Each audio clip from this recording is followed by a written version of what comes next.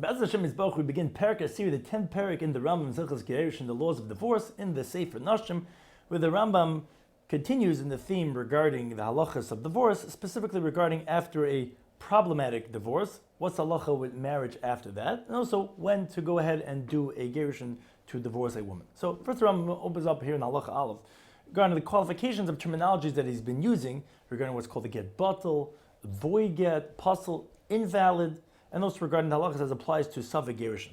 Rambam says, Kol makom shermanu b'chibur zeh get batal. Whatever we said in this compilation, this Yad Chazaka, that the get is batal, that it's void, or in the get, or it's not a get, or in immigration, it's not divorced. How is it get batal? And says Rambam, you know what my words mean? It means that it's biblically void. And therefore she's a bona fide married woman. The get is like nothing. Now, when this is therefore she gets married to someone else, she has to leave that marriage like a regular married woman, and the child is considered a legitimate child. And moreover, if her husband was a kain, she doesn't become forbidden to him as a divorced woman if she didn't have relations with anyone else. She's just considered as nothing, as a regular married woman. The paper had no value. Except if someone divorces his wife and he says to her, which is exclusion regarding a kain. If he says, you divorced from me, but you're not permitted to anyone, although this is also one of the cases where it's not a get, here she would be actually invalid to her husband kain or to any kain, rabbinically. If a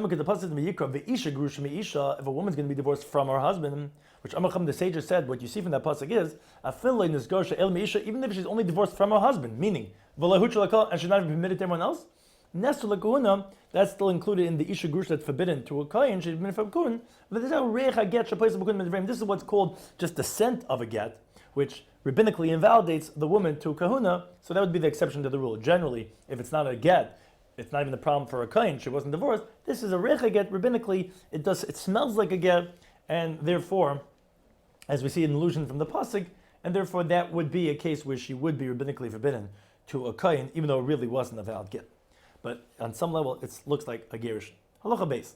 Wherever we said in these laws of the Yad Chazak and the Mishneh Torah that the get is pasul, invalid. That wording means to say that it's only rabbinically problematic, and therefore according to biblical law, she is considered divorced. Only rabbinically it's not, and therefore she's forbidden to a kain based on biblical law, and therefore Therefore, initially she can't get married with it because rabbinically it's not a divorce, but then this is like teitze. That's a big difference to know in all these applications. If it's only rabbinically invalid, if she did get married, we're not going to remove her from the husband because biblically it's a marriage, vavolot kasha, and the child's going to be kasha, not a mamzer. Moreover, however, since rabbinically it's not a valid get, v'chaysin get achad kasha, so you have to write a new get that is valid. The nice lamb we give it to her, even though she's still with her husband. We don't have to take her out and then remarry. Now, if it's not possible to write a new get for the woman, and the husband was a very straight and upstanding individual, so Begerish Me'atzma on his own he divorced her because rabbinically it's not considered that their marriage was sanctioned because rabbinically she wasn't divorced from her first husband.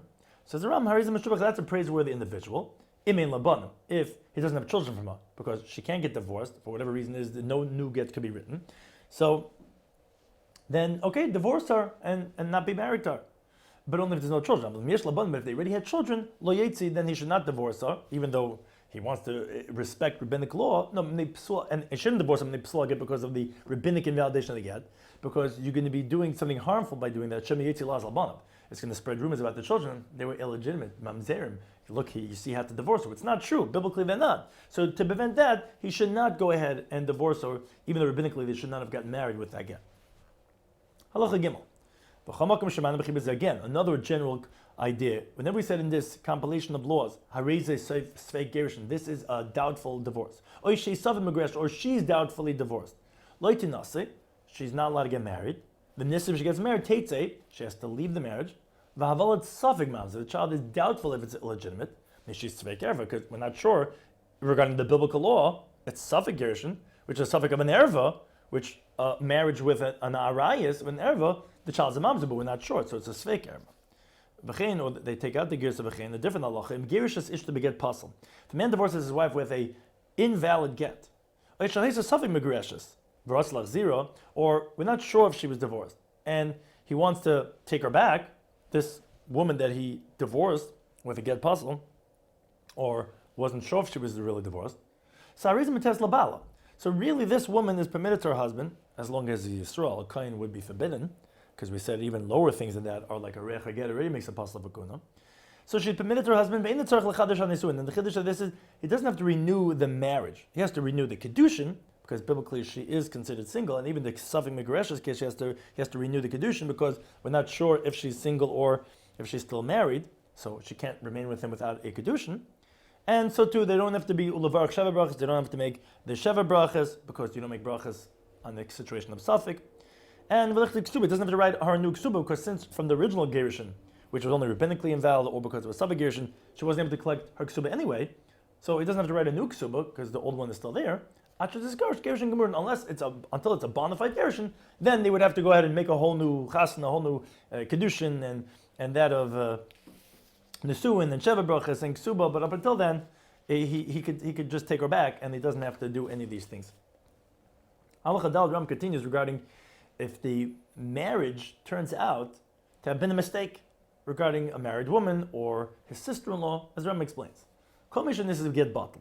So whoever gets married, and that's important, the nisses part, whoever gets married with a get bottle, which we said the get was void, so she was a married woman all along. Rabbinically, however, she needs a get from her second husband. Why? So that people shouldn't say, get. A married woman is leaving without a get. Because they're going to say, oh, wait a second. Maybe this first guy had divorced her and she got married to this second guy. And look, she's leaving as a married woman without getting a get. And again, that's specifically if the second person, who is not supposed to because it was a get bottle, had married her and this suit. Now, with Tzricha Get Rishon, obviously she needs a get from the first husband. And that's according to the primary halacha, lahatir l'sharam, to permit it to other people, because she's still considered married to her first husband. Now, now she's forbidden to both of these men forever. Although the cohabitation she had with the second man was by mistake, she didn't know that the get was batal, and any woman that's mezana during marriage by mistake, she's actually permitted to her husband. Here she's forbidden to both of them. So people shouldn't say, what do you mean? This man took back his wife once she was already married to someone else, which that's biblically prohibited. Now, that's regarding the first husband. Regarding the second husband, why she forbidden to stay with him? That's because of a knas of a rabbinical penalty, because since she had cohabitation in sin, the woman should have been more careful to check, to make sure, go in front of a sage to say, is this a good get or not? And he would have told her, no, this is batal. Now, if let's say one of the men violate this isser and do take her back, yetzi, they have to divorce her. She cannot stay married to any one of these men.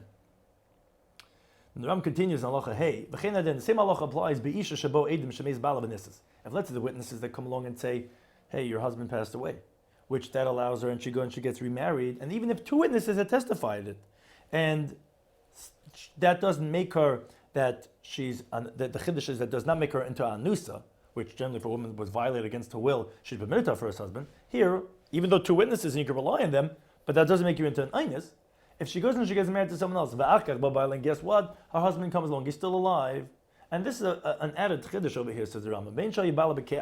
Whether if the husband was a totally sane person, whether he's a deaf mute, whether she got subsequently married to a totally sane person, whether she got married to a deaf mute, even if the kedushin to a cherish is not a bona fide kedushin, and even though you would say, okay, so wait a second, we don't have to have the concern over here that, oh, they're going to say that the first husband is taking back his gerusha after she got married because the second kedushin that she did with the cherish is only rabbinic, and either way she'd be able to go back to her husband because we don't call it lo yucha bal rishon lashav lekachta because biblically the second kedushin wasn't anything.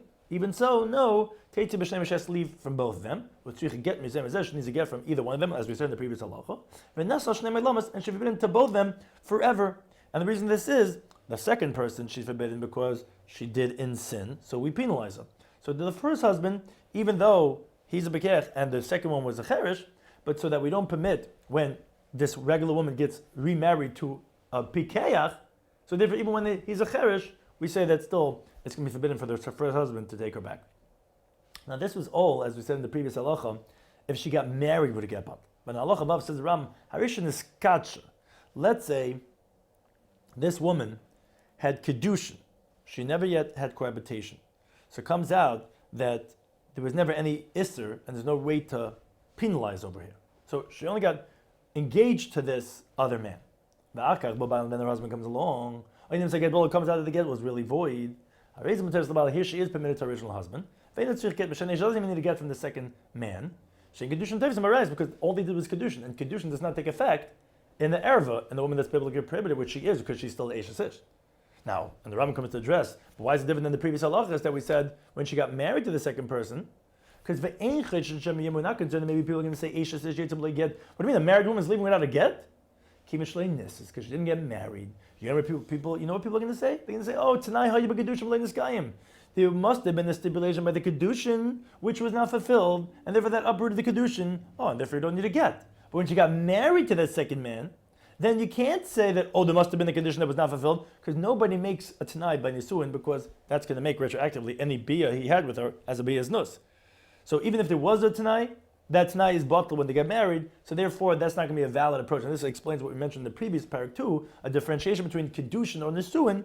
Kedushin, you would say, a person did it al tanai, and maybe that's why she's leaving without a get. But by nisuin, no one does it al tanai, because you're having bia, and that's why by nisuin we said you have to have a get rabbinically.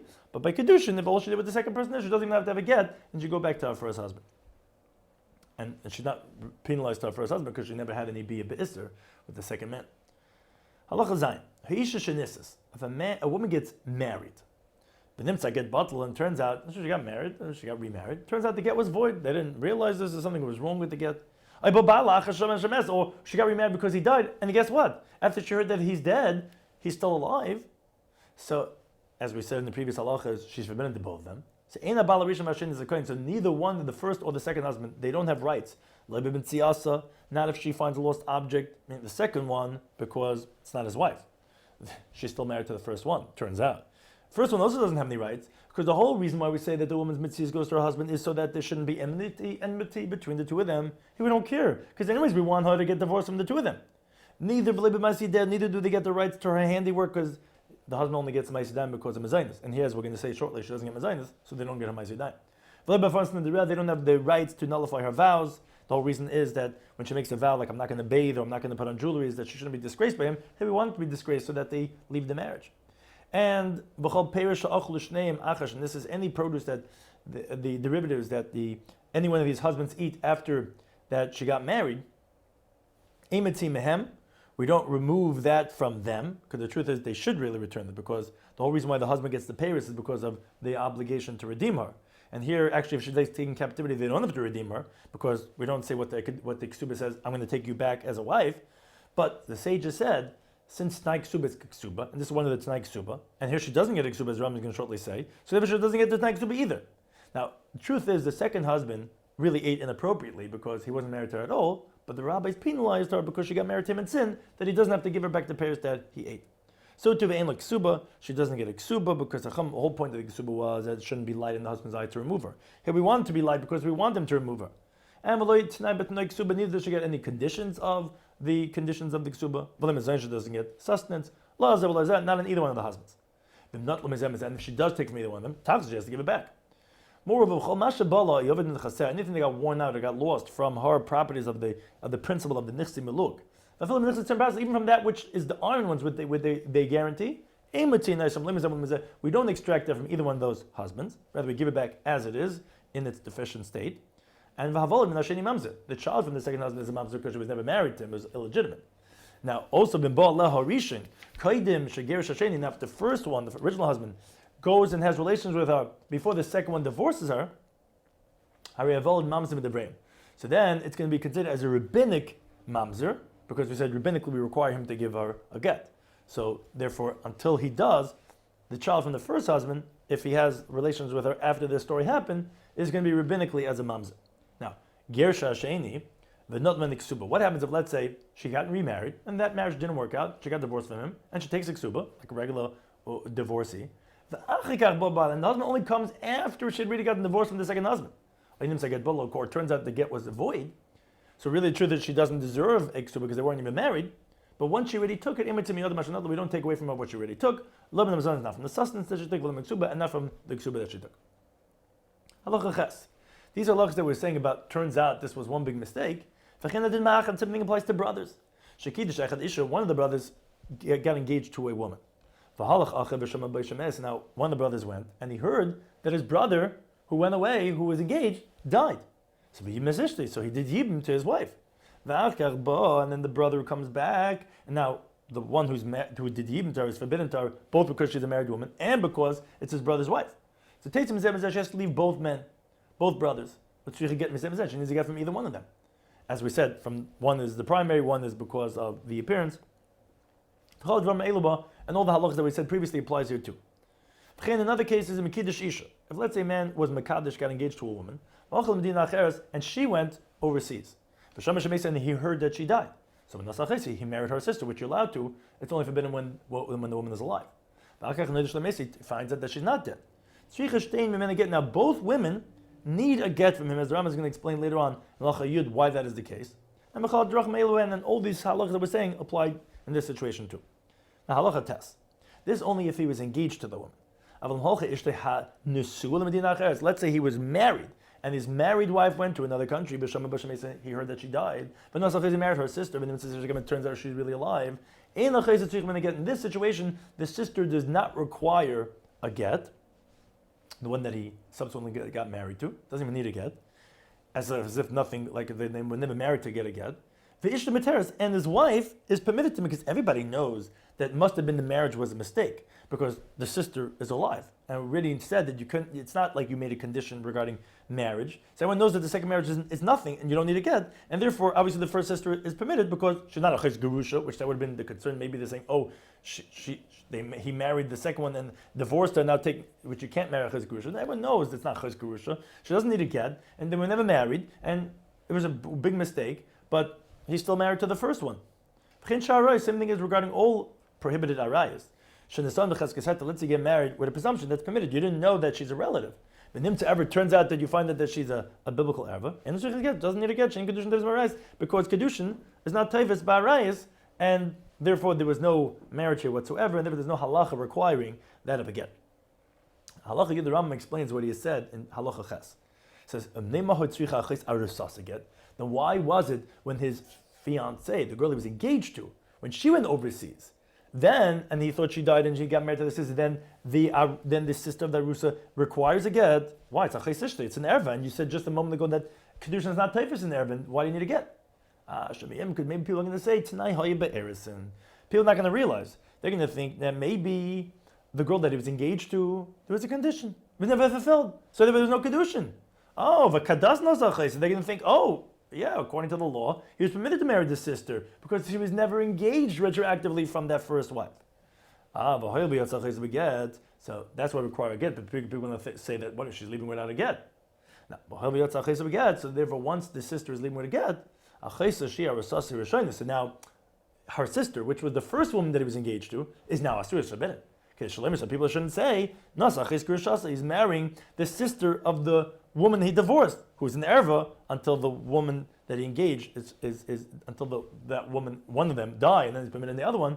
But the point is that here we require the achais erusa to get a get, as we explained, because people might assume that the first one that was only engaged was never, the condition was never fulfilled, and people make kedushin on al tnai. So therefore, you need to have a get by the arusa, by the achais erusa, and because of that, now that's why the original wife is forbidden. Because people can say, oh, it's a ger grusha, nice marriage grusha. So therefore, both are forbidden. Halacha Yud Aleph, Rambam talks about what happens if there's an error in the delivery of the get. As he says, let's say the scribe writes the get, he makes a mistake. Get leish.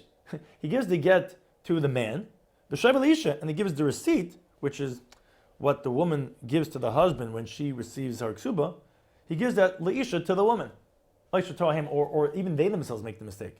Meaning, the husband takes the get, and she takes the receipt. And they think, oh, she's divorced. They switched, they swapped the documents.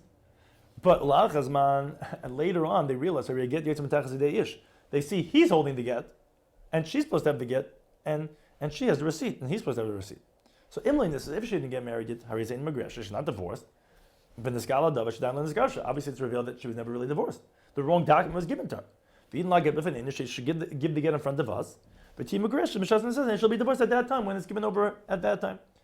Now, but this is if she already was married, and then subsequently the husband produces the get and he says, hey, she was never divorced. Should I get the like the get was always in my hand and she never even got it. Interestingly, says the Rambam, we don't listen to him to make her forbidden on her husband. She has the presumption that she was divorced, as everyone had assumed up until now. Must be, but nothing like the must have been she dropped the get and he found it. Now he's going to make her forbidden on her second husband. He's not believed to create a loss for the rights of the second husband, because we're concerned maybe they're making some type of trick and they're really swapping the documents after she was already married, and therefore actually we don't believe him and she remains married. Halacha Yud Beis. What happens if there's a doubt regarding that of the conclusiveness of the one who wants to divorce his wife? As follows. Halacha Yud Beis. Let's say someone is removing his wife because of the bad name that she has, which word's going around that she was mezana. She prudes up in the dharma because she's indiscriminate regarding making vows. So we tell the husband who wants to divorce us, this is not an appropriate wife to have. But we tell him, Haydiya, let her know, that that's why you're divorcing her, so that to rebuke her that Jewish women are not supposed to be doing such things, and that's why you're divorcing her. But you should know that you're never going to be able to remarry her ever again. As Ram explains, why is whoever divorces a wife in such a context is not allowed to ever remarry her again? Even if it turns out that it was all false, which generally you're allowed to remarry if she didn't marry anyone else in the interim. How come here he cannot remarry her? It's rabbinic concern. Maybe she might get married to someone else. But tshuva and she can repent. And with that husband, she's going to be very modest and very discreet. The Yemrish, the first time, is going to say, whoa, if I would have known that she could be like this, I would never have divorced her. The Nimtze comes out, it's as if like he's divorcing her on condition, which was, he thought that, because she's not appropriate. And so to speak, the condition is not fulfilled. Because it turns out she really is a tznuah. It comes out that the get is void retroactively, and it comes out that the children from the second husband are mamzerim. Now, although according to the primary halacha, there's no substance in what he's saying because he didn't make such a stipulation when he gave the get, but the chacham were concerned about the rumors that people are going to say because of the dignity of the woman and her sons. So they tell him, make up your mind to divorce her. This woman you're never taking back ever again. Now, if he does take her back before she got engaged to anyone else, he doesn't have to divorce her. Rabbinically, we say he shouldn't, but once he did, he doesn't have to divorce her. Halacha Gimel. So too, if let's say a man's divorcing a wife because she's an idleness, meaning he thinks that she's an idleness, meaning that she can't have children, she exhibiting these signs or whatever, it turns out it seems that she can't have children. She's like, I need a wife that can have children. Let's say he's divorcing her because every time they have marital intimacy, she has dam from the genital area, which that makes her forbidden on her husband. So he's like, I can't be married to such a woman. I mean, I can never be intimate. So again, this woman he can never remarry ever again for a similar reason. She might get married to someone else, but tailored illness, this so to speak illness, gives birth. Over this Rabbanido, this woman who was constantly menstruating, every time they were intimate, suddenly gets healed. And she's not really damach matashmash. The Yemi is going to say, if I would have known there's been a case, I would never divorce her. The Nimsa get batal baban, mamzerim comes out that the get is now void and the children are mamzerim. So then we tell him, no. This is a done deal. You can never take her back. Don't start claiming that, had I known, etc., etc. Now, but again, if he did take her back and remarry her, he doesn't have to divorce her if she was not engaged to anyone in the meantime. Halacha Dal Ram continues regarding the prohibition of marriage to someone that was the one that actually permits her to get remarried to someone else. As Ram says, Shaliach, the agent, Shevi get chutzlarts, that brought the get from out of Eretz Yisrael. Where there we require that he says, we rely on him. That he said in front of me, was written in front of me, was signed. Harizli said that shliach cannot marry that woman. We're concerned. Maybe he laid eyes on her. Well, therefore he's testifying, but it's only because he wants to marry her, but really it's not 100% true. So too, if let's say the singular witness, that he testifies to the woman that her husband died, with Allah is a leniency by Yiguna Benisas Alpiv, she can get married based on his testimony. He cannot marry her because he might be saying this because he wants to be with her. So too, the sage who makes a woman forbidden to her husband regarding a neder that she made, that he says, look, I can't be mata the neder. There's no way out of this. The neder, now she's going to be forbidden to her husband. If he's the one that's saying that she's usher because of that, he cannot marry her because he might be doing this because he wants to marry her. Or so too, let's say there's rumors going around about someone having relations with a maidservant, and then Minashtachar, she gets freed. Now she's a regular Jewish woman. Well, Nachris, regarding that, they're saying that he had relations with this non-Jewish woman. But this Garin, she converts to Judaism. Again, he should not marry her, that people shouldn't say, oh, must have been the original rumors were true. Look, that's why he's marrying her. So to the other way around, if a non-Jewish man or slave cohabited with a Jewish woman, even if subsequently the non-Jew converts to Judaism, and the slave goes and becomes a free man, he should not marry the woman. The people shouldn't say, oh, he only converted or became freed because of this woman. But in all these situations, if they vow them to get married, again, biblically, it is a valid marriage. Now,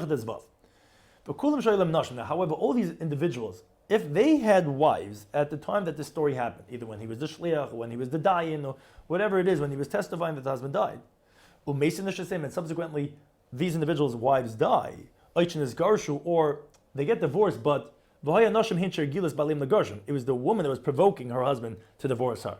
So again, from these two situations, if the wife dies, or if the wife forced the husband to divorce her, so those men, whether they be the shliach or whatever, then they're permitted to marry this woman, even initially, because now there's no more suspicion. Because at the time when he testified, or when he was the sage, he had a wife, and he had no intention to marry this woman. So his wife dying, obviously, is not something that he knew about, and when she provoked him, his original wife, to get divorced, obviously that was not his own doing. But again, if he went and provoked, that still might be because he wants that woman. And another exemption would be, if let's say these women who are being permitted go and marry other men, and them in the Salmon discussion, then they get widowed or get divorced from whoever they had married, then they're permitted even initially go ahead and marry these men who had permitted them, because since they married other men in the meantime, that removes all suspicion from the original man who permitted them. Halacha design.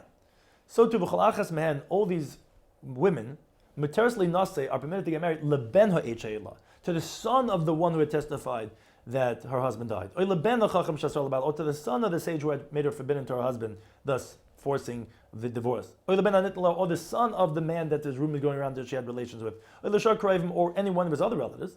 What's known as a person does not sin, which is to really lie and make her that she's divorced when she's really not, so that someone else, whether it be its son or some relative, to have pleasure. For himself, we suspect, but for someone else, he wouldn't do such an aver.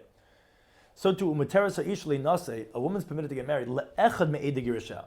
If there's witnesses on her divorce, one of those witnesses she's permitted to get married to, or the witnesses on her miyun, which is the witnesses who testify that this girl under bas mitzvah did miyun from her rabbinic marriage to the husband, or one of the judges that chalitza was done in front of them, one of those, then that's permitted. We're only concerned when the testimony comes down to one individual, because we don't think that people are going to join together for one of them to have this sinful relationship. And parenthetically, Rambam says, he mentioned that of chalitza and miyun, he says, we spoke about these witnesses. A person should always distance himself from being a witness regarding miyun, which is the girl's ability to leave the marriage because maybe she's going to get adult, she's going to have regrets what she did when she was a minor. So don't be those witnesses, don't be party to that. But be yiskrav the chalitza, rather, and should become close to try to be witnesses on the chalitza, because even though primarily according to halacha we prefer yibum over chalitza, but people are not so righteous and therefore better that they do chalitza, so try to be witnesses on the chalitza to permit the woman to get married to someone else. Halacha yedzayin. Now the Rambam goes regarding a concern regarding if the husband took back his wife after the divorce. Says the Rambam, Hamagar says Ishtay. Someone divorces his wife. Then after the divorce, he has cohabitation with her b'fnei edim, in front of witnesses, before she got married to someone else. Because she got married to someone else, he's forbidden to her because machzik rishasa. But before she got married to someone else, so bein shegesh b'nis, and whether he was divorcing her from marriage, or bein b'neris, and whether it's because of from they were just engaged. But since this woman that he subsequently had bia with was his wife, so we can presume that he was remarrying her, and that the bia was for kedushin, which halachically you could do, which is the first step of getting married. And it wasn't just for illicit relations. And even though they see him giving her money, we don't say that that's like the esnan zaina, that he's paying her for her services, and that the bia was for that of znos. Because there's a presumption that a person would never make his cohabitation with his former wife or a wife, with a bia of znus, of illicit relations. Because he could make the bia into a mitzvah. So most definitely he's not going to make it into ma'aser znus. This woman now therefore has a presumption right now that she has a definite kedushin, even though he didn't even tell her this, that I'm doing the bia for purposes of a kedushin. But therefore she's going to require a second get from him. Now, let's say let's say they didn't see him having bia with her, but he secluded himself with her in front of two witnesses. They saw them go into a locked room. Now, and this is it has to be that the two witnesses saw this at the same time. So here it depends. And if his ex-wife, the woman that he divorced, they had been married, then we're concerned that maybe what's going on in that room is that he had bia with her, because this is what's known in famous dictum, that witnesses who see seclusion are witnesses that are seeing bia, because since they were already very intimate and familiar, they had been married once. So most definitely they couldn't hold themselves back from each other, and we could presume, we could suspect that they had bia, and shekol makadosh bebia, because whoever does kiddushin generally with bia, in a tzarech libel b'fnei edim, you don't have to do the actual act of cohabitation in front of witnesses. Rather, he's taking the girl that had shidduchim with, and he goes and secludes himself in front of the witnesses, and he does the bia in private, like we explained in Perek Gimel Mechazishas. So lefikach is tzricha get mesafik. So here in this situation, out of doubt, because we definitely could suspect that there was bia over here for the purpose of the kedushin, so they would require get out of doubt. V'hari safek megudash, and therefore she considered doubtful engaged to her former husband.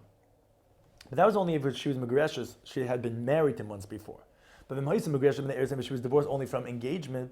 In Chayshul, they were not concerned for that. Sherein libekaspa, because he's not so intimate with her, and although they secluded and they violating the laws of Yichud, we're not suspecting that there was a kedushin to say that there was a safek kedushin because he was secluded with a girl. Now, Halachi Tes says, Ram, how you mix this again? Some of the goyim they rule, shekali sheshetibol b'fnei edim. Any woman that he has cohabitation with in front of witnesses, people see him cohabiting with a woman, so he get. She requires a get from him. Why? Chazaka, presumption. A person is not going to make his cohabitation of his nus, as the Ravid explains. We presume that Jewish people are, upstanding, and they're not breached with znus. And if he's having relations with her, we have to suspect that this was done for the purpose of a kedushin. Now, says the Rambam, more of the now they even increased this idea, that they entertained to say, until they ruled, if someone has a son from his maidservant, his non-Jewish maidservant, who is forbidden to, we have to be suspect, if we know he fathered a child with her, that we have to go so far to say that with his regular wife, that he didn't have children with, if he does without any children, and he only has the son that was from this maidservant, that his wife doesn't do yibum. Why not? The son from a non-Jewish maidservant is not considered his son. We have to be concerned, Shema Shichur Shivchasai. We have to suspect maybe he freed the maidservant, which makes her into a full-fledged Jewish woman. And then he had cohabitation with her, and therefore she was a regular Jewish woman, and therefore he did have a child. Because Chazaka, he wouldn't make his biyaz nose, he would do it in a kosher way. Says the Ram, that's to suspect. But V'yesh Mishar says, some who rule, Shevade Shichur. No, for sure he freed her. The person would not make his biyah into biyah of his nus, and since he has the ability to free her, he would never do it like the Rabbit says in the forbidden way, rather he would do it in a permitted way. But says the Rambam, all these ideas we just mentioned, there's a very distance from my eyes in the ways of halachic ruling. It's not appropriate to rely on them. Because the Rambam says they didn't say this presumption. Only regarding his wife that he had divorced. Or if someone, let's say, made kedushin with a condition. And then when he had bia, he did it without specifying, as the Rambam explains in Hilchos in Perek Zayin. Then, Sharei Ishtahi, because it's his wife, and with a wife, we could presume that he's not going to make it into illicit relations. Until he specifies that it's for znus.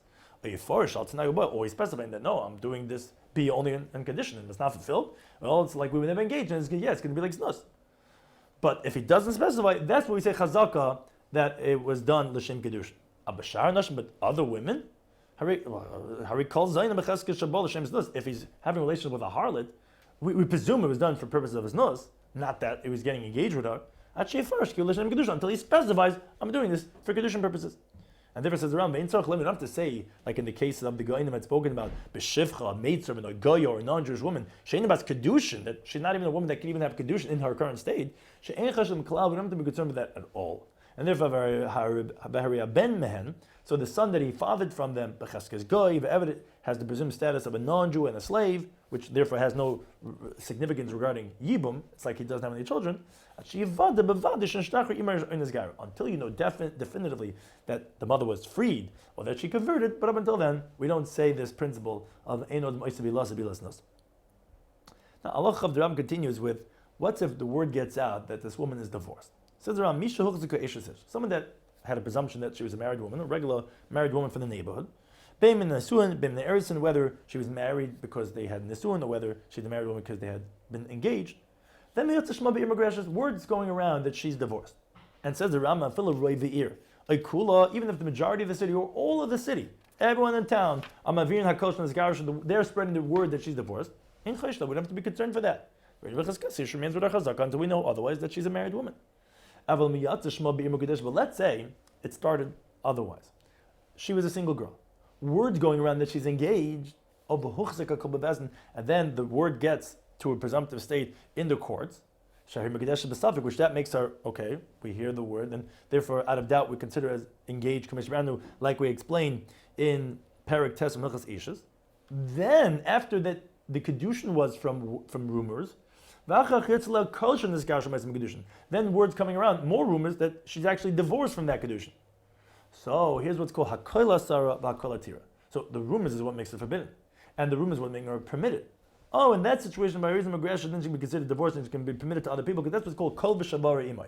The rumor with the receipt is all there, and most definitely over there she can be forbidden to her husband. That's a kain. We're going to consider her as divorced, because the same thing that made her forbidden is what's permitting her. But if she's regular bonafide ish, then a rumor itself is not going to be saying and verifying that she's divorced. Halacha Vav, the Ram continues in related vein, who is appropriate to divorce and who not. So the Ram, Lo Yisa Adam Isha, B'dait Lagash. First of all, a person should not get married to a woman would intend to divorce her. He's like, hey, why not? Let me have a good time, and then I'll divorce her. No, that should not be your intention when you're marrying. That I'll divorce her later on. Moreover, neither should she even remain married with him, and have relations with her. But she's like, you know what? I really want to divorce her, but you know what? Let me just continue having intimacy for the time being. No, that shouldn't be done either. Moreover, the person should not divorce his first wife unless he finds something that of immorality idea. Like it says in the pasuk, if you find an element of arayis regarding her, then you divorce her. And moreover, don't be quick to send away your first wife. Now that's regarding the first wife. The second wife, if he doesn't like her, then he could send her away. This has a different halachic standing. Moreover, halacha based on the Ram, a woman who has bad characteristics. She's always fighting with him. She goes and she prepares the meal and she curses him out until he eats the meal. It's all paining him. Or she's not modest like the Jewish upstanding women. Mitzvah garsha, it's a mitzvah to divorce her. So like it says in the pasuk in Mishli, garish leds, chase away the scoffer, the sinner, and then you'll release dispute. So it's good to get rid of such a woman.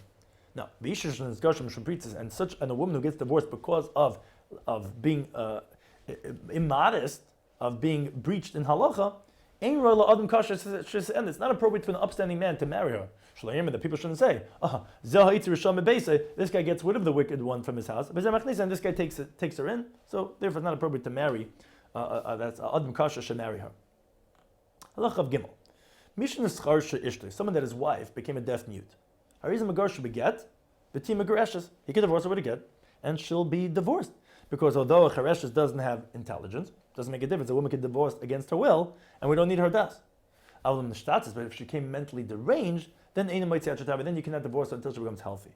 This is that's a rabbinic injunction, because obviously biblically we don't need her das, but it's kadesh leitei hefkel aprutim that she shouldn't be free for inappropriate people. So she can't protect herself. She's mentally deranged, and people are going to do inappropriate things with her. So therefore, rather he leaves her in his house. But obviously, he can marry another woman. Umachilo umashka mishalam, and he gives her to eat and to drink from her own stuff. Meaning, he essentially gives her ksuba because he's prepared to divorce her. It's only the sages who prevent him from divorcing her, so that people should not mistreat her inappropriately. So, but he doesn't have an obligation to support her, and therefore she eats and she gets clothed from her own finances. Now, obviously, from Tekans Rabbeinu Gershom, and that point onwards, with the halacha is not like that. But the custom is in today's times to have what's called the heter me'ir rabbanim, which under extreme circumstances, extenuating circumstances, Andrew Rabbanim sign and say that even though he can't force the get, but that permits him to get remarried. Now, and we don't obligate this husband of the mentally deranged woman to give her clothing and food and intimacy, because it's not in the ability of an intelligent person to live with mentally deranged people in one house. So he doesn't send her away, but we don't have to obligate him to keep her as a regular wife. And he doesn't have to heal her. Now the Rabbit points out, he says, wait a second, if she could be healed, why wouldn't he heal her? What do you mean? There's many mentally deranged people that ultimately get healed.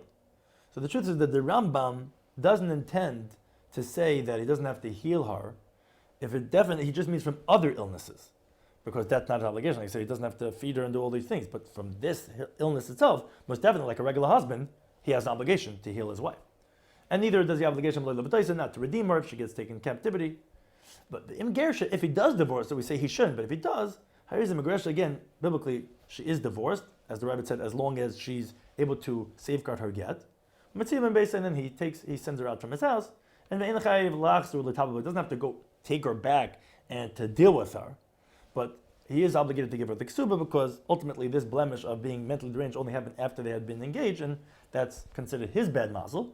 But again, we tell him not to divorce her, that's rabbinic, but if he did, then he could send her away and he has no obligation to continue dealing with her.